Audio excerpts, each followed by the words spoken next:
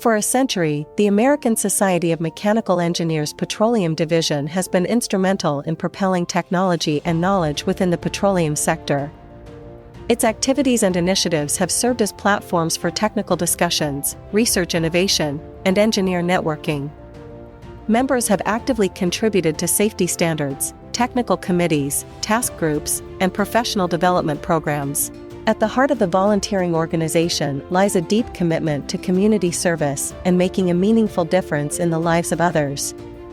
Through the collective dedicated efforts and unwavering passion from the volunteers, the division have consistently contributed to the betterment of the community in myriad ways. From organizing educational workshops and mentorship programs to spearheading scholarship initiatives, ASME Petroleum Division constantly looks for ways to invest in future generations and advancing sustainability within the industry.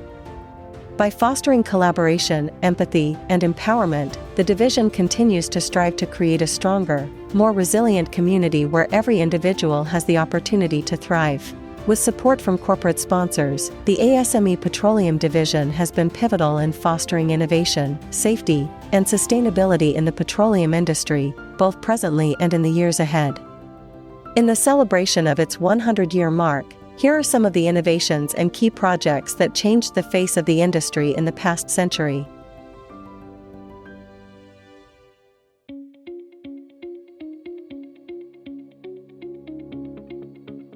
The story of the Cameron Ram-type blowout preventer begins in the early days of the oil and gas industry, a time of rapid innovation and exploration. As drilling operations expanded, so did the need for improved safety measures to mitigate the risks of blowouts and uncontrolled releases of hydrocarbons. In 1922, James Smither Abercrombie and Harry Sellers Cameron introduced the world to the concept of the blowout preventer with their patented ram-type design. Their innovative design featured hydraulic rams that could be activated to quickly close around the drill pipe, effectively sealing the wellbore and preventing the escape of oil or gas. The innovation was a significant milestone in the history of the oil and gas industry, as it introduced a crucial safety device that helped mitigate the risks associated with drilling operations. In the decades that followed, companies like Cameron played a pivotal role in advancing blowout preventer technology. Through relentless innovation and engineering excellence, Cameron continually pushed the boundaries of safety and reliability. Cameron's commitment to safety and quality culminated in the development of the Ram-type blowout preventer that we know today, a robust and dependable piece of equipment that protects drilling operations around the world. From Abercrombie's pioneering vision to Cameron's ongoing dedication to excellence, the history of the Ram-type blowout preventer is a testament to human ingenuity and the relentless pursuit of safety in the oil and gas industry.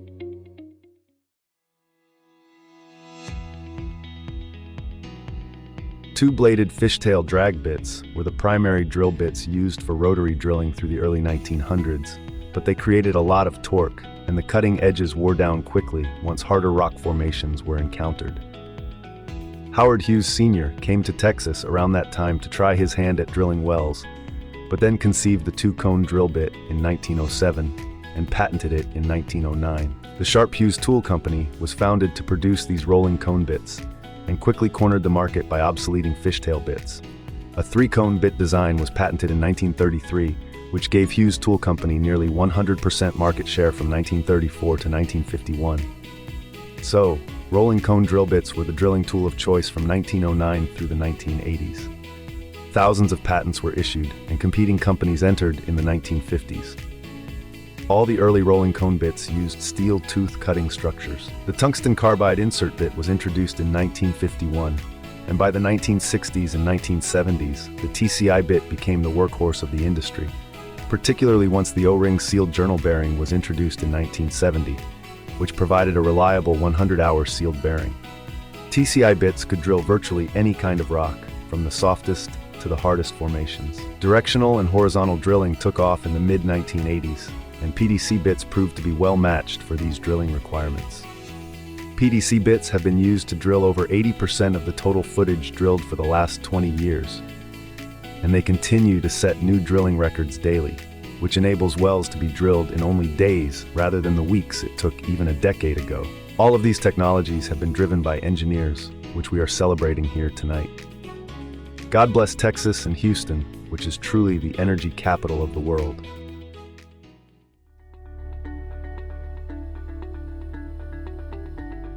The first offshore oil well in the Gulf of Mexico was drilled in 1947, marking a milestone in the industry's history.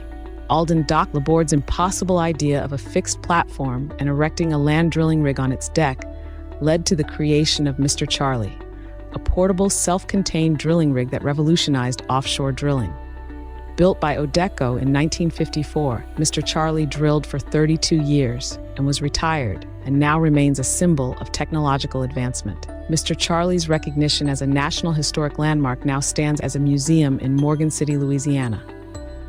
Its impact on the oil and gas industries, job creation, and economic growth locally and globally is undeniable. Mr. Charlie stands as the only surviving representation of the history of early offshore oil and gas drilling operations, and every offshore drilling rig today is built from its concept and design.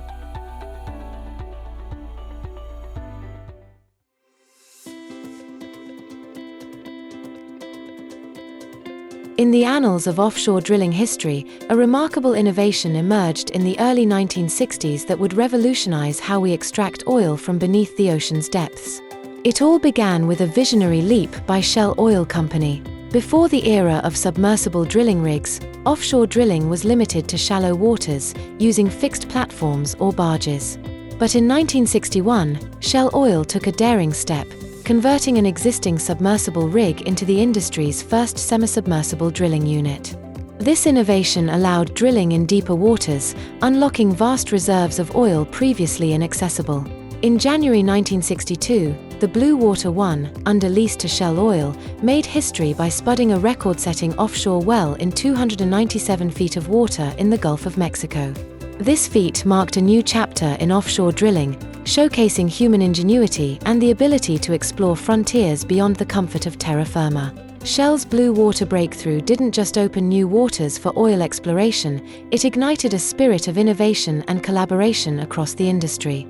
By sharing their knowledge and technology, Shell inspired others to tackle deeper waters, leading to significant advancements in offshore drilling and production. Today, the legacy of Shell's Blue Water 1 lives on, driving the ongoing quest for energy in the world's oceans and shaping the future of offshore exploration.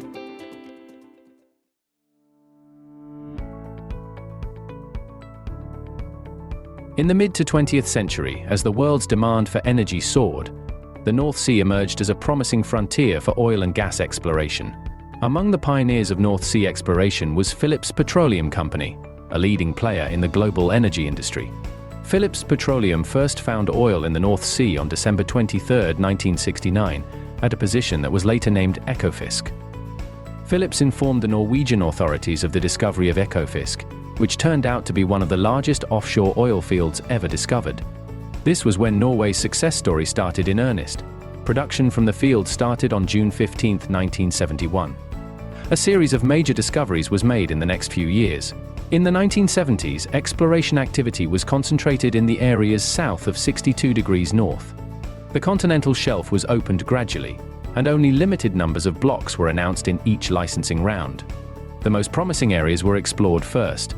This led to world-class discoveries, and production from the Norwegian continental shelf has been dominated by large fields such as Ekofisk, Statfjord, Oseberg, Gullfaks and Troll. These fields are still very important for the development of Norway's petroleum industry. Today, the legacy of Phillips Petroleum's pioneering spirit lives on in the North Sea, where the company's exploration efforts continue to power the world. Phillips Petroleum Company, charting new frontiers, delivering energy for generations.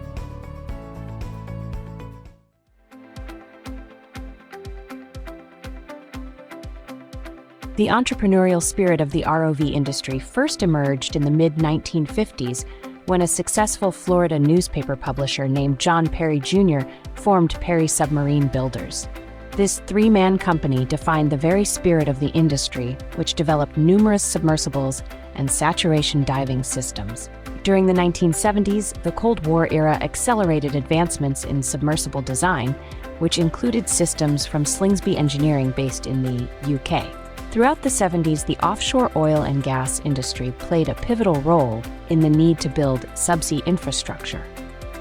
This led to the inception of the remotely operated vehicle industry in the mid-70s, with companies including Perry, Slingsby, International Submarine Engineering and Amatec Straza developing the first commercial work-class ROVs. These machines all shared a similar form factor, with pilots on surface controlling these vehicles while watching an array of video and sonar images, enabling them to perform work tasks with manipulator arms on the front of the ROVs.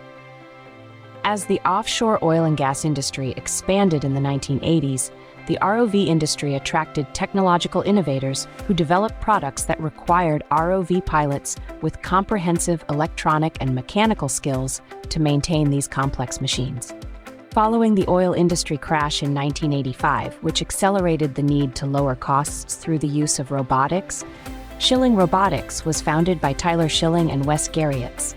Their company was instrumental in transforming the future capabilities of manipulator arms and ROV systems. Throughout the 1990s, the industry matured rapidly, with a succession of new ROV and manipulator innovations that enabled increasingly complex work to be performed subsea. This phase also enabled the growth of major ROV operators, including Oceaneering, Sub7, Fugro, and the emergence of many smaller independent companies.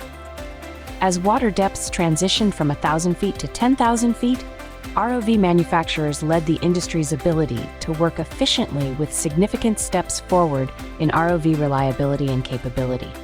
On the commercial front, many mergers and acquisitions unfolded as this high-technology industry continued to grow rapidly through the 2000s. By 2010, the ROV industry had matured dramatically, from the early experimental days to an industry with world-class engineering and manufacturing expertise.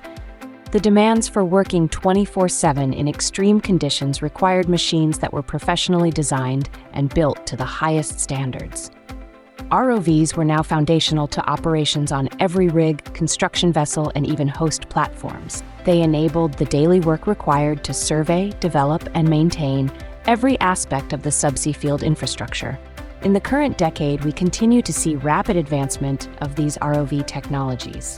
They will be needed by the oil and gas industry for decades to come, while proving to be just as essential in the energy transition and the emerging trend towards all-electric technology. Our thanks go to the early pioneers, the technologists, and the thousands of people who have designed, built, and operated these machines to help drive our energy industry forward over the last 70 years.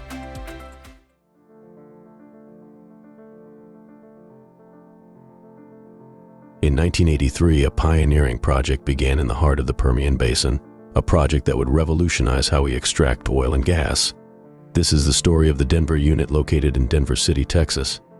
Spanning 28,000 acres, with an estimated 2.1 billion barrels of original oil in place.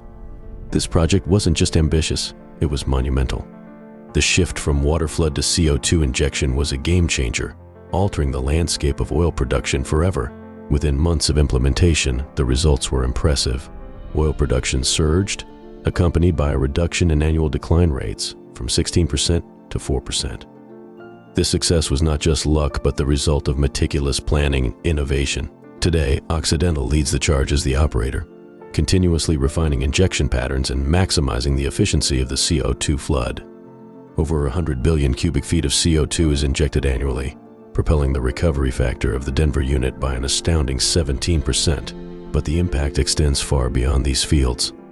This technology has breathed new life into aging reservoirs, creating opportunities in the realm of carbon capture, utilization, and storage. It's not just about extracting oil, it's about shaping a sustainable future.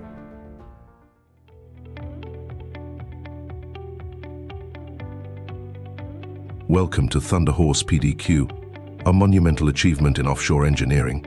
Situated above the vast Thunder Horse oil field in the Gulf of Mexico, this semi-submersible platform, a joint venture between BP and ExxonMobil, redefines the boundaries of oil production. Floating 150 miles southeast of New Orleans, Thunder Horse PDQ stands tall in waters 6,040 feet deep. This giant of the sea boasts the title of the world's largest offshore installation of its kind. Its steel structure, resembling a city afloat, spans an area equivalent to 3 football fields. Packed within are state-of-the-art equipment and systems capable of processing and exporting an astounding 250,000 barrels of oil per day. What sets Thunder Horse apart is its dual derrick system. The main rig, with a hook load capacity of 1,000 tons, anchors the platform's drilling operations. Meanwhile, the secondary derrick serves as an auxiliary, optimizing efficiency by supporting completions and workover operations simultaneously. Operating under extreme conditions is the norm for Thunder Horse PDQ. Delving into the depths, it extracts oil and gas from a reservoir buried 3 miles beneath mud, rock, and salt layers, topped by a mile of ocean.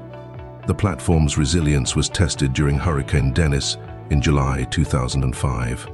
Evacuated as the storm approached, Thunder Horse experienced a harrowing moment, tilting at a 30-degree angle and risking foundering. However, after a week of repairs, it returned to an upright position, albeit commercial production initially slated for late 2005 was delayed until 2008.